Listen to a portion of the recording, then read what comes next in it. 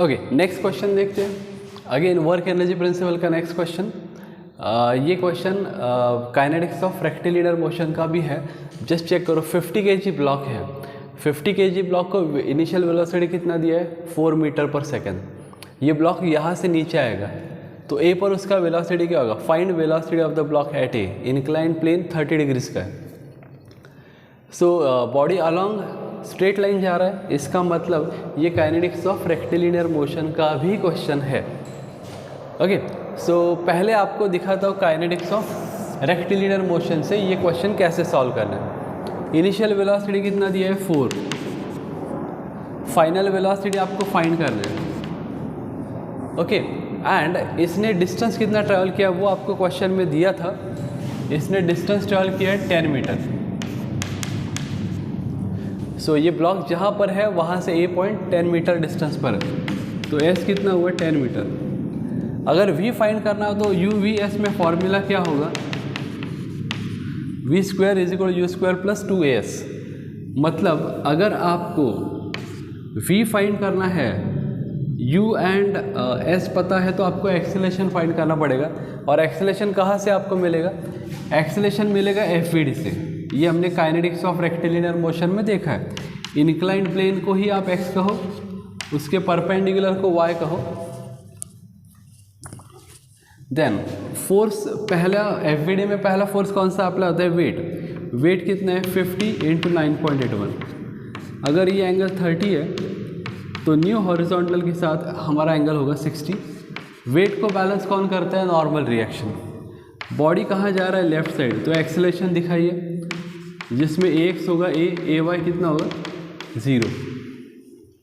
Horizontal body travel करेगा तो vertical acceleration 0 है। ओके, इतना ही है एफईडी। हाँ, फ्रिक्शन बाकी है। बॉडी लेफ्ट साइड जा रहा है तो फ्रिक्शन जाएगा राइट साइड 0.3n। सो इसका समेशन एफ वाई है। समेशन एफ वाई में क्या आएगा? -n।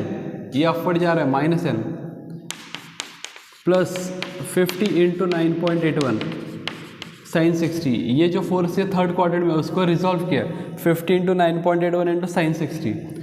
ये y कंपोनेंट हुआ is equal to mass 50 multiply by क्या आएगा? एक्सेलरेशन 0। यहाँ से कौन सा आंसर आपको मिलेगा? n का। Summation F x, summation F x में 0.3n राइट साइड जा रहा है तो पॉजिटिव लेना पड़ेगा।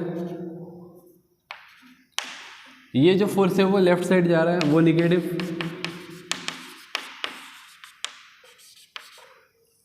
इज इक्वल टू मास कितना लेना है? 50 मल्टीप्लाई बाय एक्सेलरेशन। अब मैंने माइनस क्यों लिया है? बॉडी लेफ्ट साइड जा रहा है तो लेफ्ट साइड एक्सेलरेशन माइनस है। यहाँ से आपको एक्सेलरेशन का आंसर आएगा, यानी यहाँ सब्स्टिट्यूट करो तो यहाँ से एक्सेलरेशन का आंसर आएगा। एक्सेलरेशन यहाँ सब्स्टिट्यूट करो तो क्या मिलेगा? v। ये question kinetics of rectilinear motion मतलब डीएलेम्बर्ट प्रिंसिपल से भी सॉल्व होता है, लेकिन एग्जामिनर यहाँ पर लिखेगा solve by work energy principal. अब वर्क एनर्जी प्रिंसिपल आपको पता है, वर्क एनर्जी में आपको 2 पोजीशंस फाइंड करने होते हैं। ये फर्स्ट पोजीशन है ब्लॉक का और ये सेकंड पोजीशन है।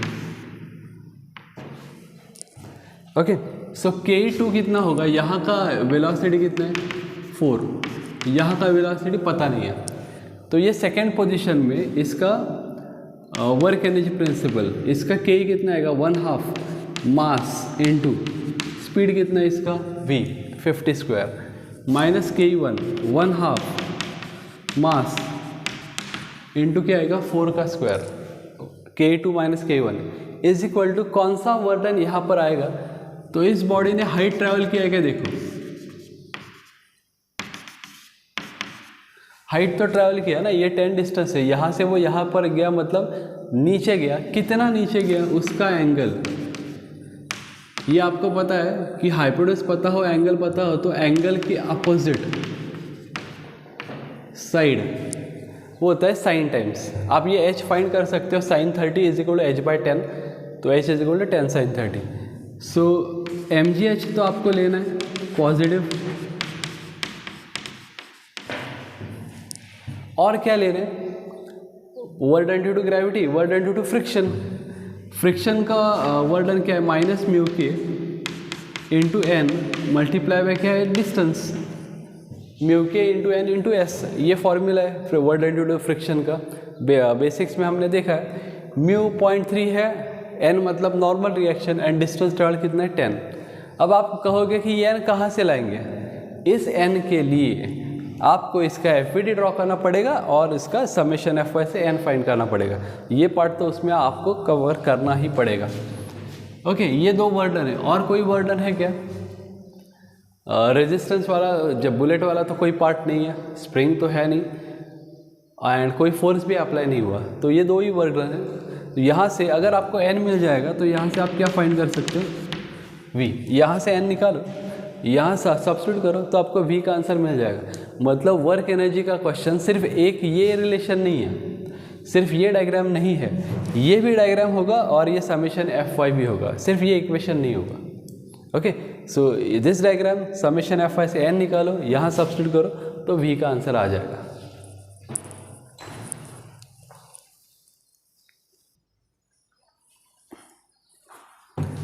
Okay, another question of work energy principle. Collar starts from rest. ये जो कॉलर है वो ए पर है, कॉलर होगा या ब्लॉक होगा ए पर है, और वो ए से कहाँ जा रहा है, बी पर जा रहा है। Find velocity at B. अब ये कर्व सरफेस है, ये कर्विलिनियर का क्वेश्चन हो सकता है, लेकिन वर्क एनर्जी से हम सॉल्व करेंगे। ये फर्स्ट पोजीशन है, देखिए कॉलर यहाँ पर था, बी पर वेलोसिटी आपको फाइंड करना है एंड ए पर वेलोसिटी कितना था, 0। तो फोर्स 10 न्यूटन अप्लाई हुआ है, 10 न्यूटन की वजह से ये ब्लॉक यहाँ से यहाँ जा रहा है। Okay, so work energy principal, second position का वर्क डन 1/2, मास कितना दिया 1.2 v² minus 1/2 1.2 into 0² K2 minus K1, ये तो आपको पता है। उसके बाद का रिलेशन कैसे लिखना है कि वर्क एनर्जी कौन सा वर्क डन है वो आपको देखना है। सो फोर्स अप्लाई हुआ, कितना फोर्स है 10, और बिकॉज ऑफ 10 ये कितना राइट साइड शिफ्ट हुआ 920 mm, मतलब कितना मीटर 0.92। आपने क्या किया, इसको मीटर में कन्वर्ट किया 0.92। सो 10 इंटू 0.92 ये एक वर्क डन हुआ, फोर्स इंटू डिस्टेंस। देन इसने ग्रेविटी ट्रैवल किया है, तो कितना ग्रेविटी ट्रैवल किया, mass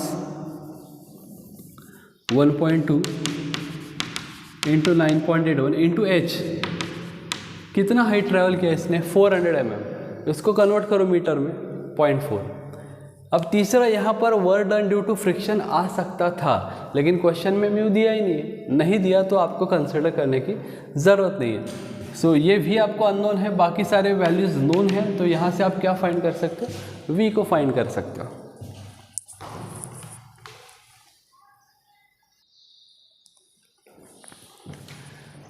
okay, another question, 70 kg woman stands इन एलिवेटर। वो जो एलिवेटर है उसमें ये लेडी खड़ी है जिसका वेट है 70 kg, which starts from rest. तो इनिशियल वेलोसिटी कितना है 0 एंड फाइनल वेलोसिटी हमें पता नहीं है, लेकिन उसका एक्सेलरेशन पता है। Acceleration is given as 4, which stands 70 kg woman stands in elevator which starts from rest, u0 accelerates at 4, find work done by her weight and normal force exerted by lift when it descends 6 metre. तो इसने distance कितना travel किया यहाँ से यहाँ तक 6 metre. Okay, अब आपको K2 माइनस K1 करने की ज़रूरत नहीं है, रीज़न इज हमें सिर्फ वर्क डन फाइंड करना था। तो work done by her weight, तो क्या लेना पड़ेगा mgh।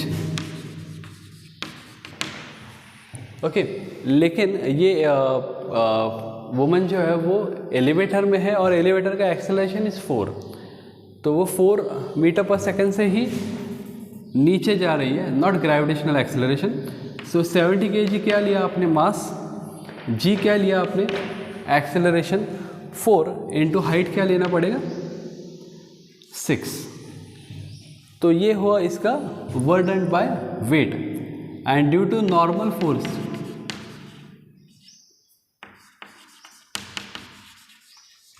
तो उसका भी फॉर्मूला सेम ही होगा।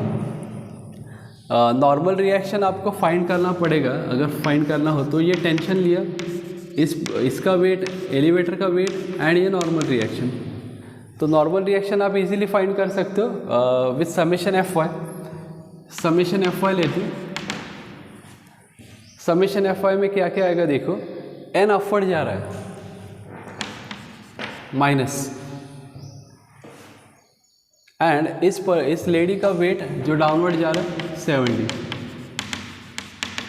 देखो हमने एफ सिर्फ उस लेडी का बनाया, एलिवेटर का नहीं बनाया।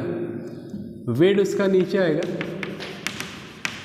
नॉर्मल रिएक्शन अपवर्ड जाएगा, टोटल एक्सेलरेशन डाउनवर्ड है, N upward minus 70 plus is equal mass, moving mass है 70 मल्टीप्लाई बाय क्या आएगा, एक्सेलरेशन। एक्सेलरेशन कितना है 4। सो यहाँ से आपको क्या मिलेगा एन। यहाँ से आपको नॉर्मल रिएक्शन मिल गया, तो यहाँ पर आप सब्स्टिट्यूट करो नॉर्मल रिएक्शन इंटू डिस्टेंस, तो 6 इंटू क्या आएगा N. Okay, work done by weight and work done by normal force, ये दो ही फाइंड करने थे। तो इस क्वेश्चन में ज़्यादा कुछ था ही नहीं।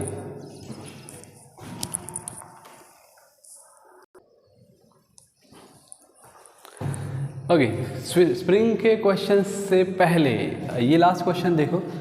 1/8 kg बुलेट एट 150 मीटर पर second penetrates 125 mm thick wood. अब ये क्वेश्चन रीड करने से आपको समझ में आएगा कि यहाँ रेजिस्टेंस आएगा 125 mm थिक वुड है। ये बुलेट यहाँ से फायर किया 150 मीटर पर सेकेंड से, ये पूरा पेनिट्रेट करता है। पेनिट्रेट करने के बाद यहाँ का स्पीड कितना होगा उसका 0।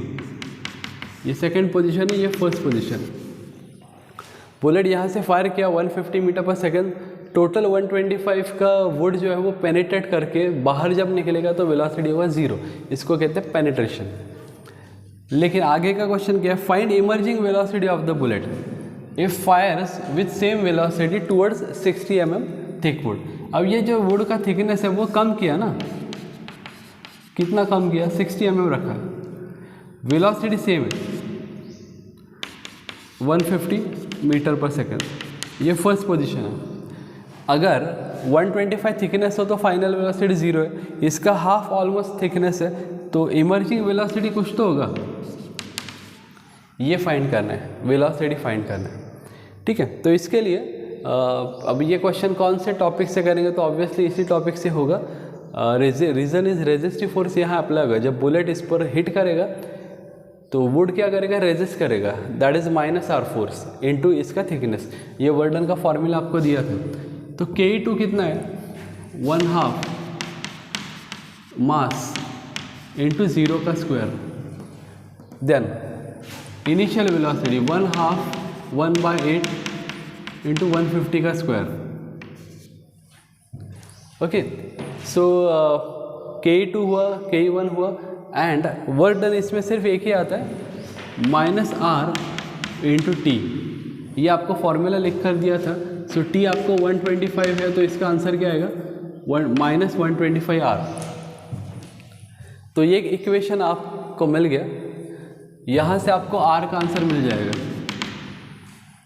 r का आंसर मिल जाएगा। अब इस केस में क्या हो रहा है, फाइनल वेलोसिटी आपको फाइंड करना है 1/2 1/8 minus v square minus 1/2 1/8 into 150 square is equal to K2 minus K1 is equal to -r into T.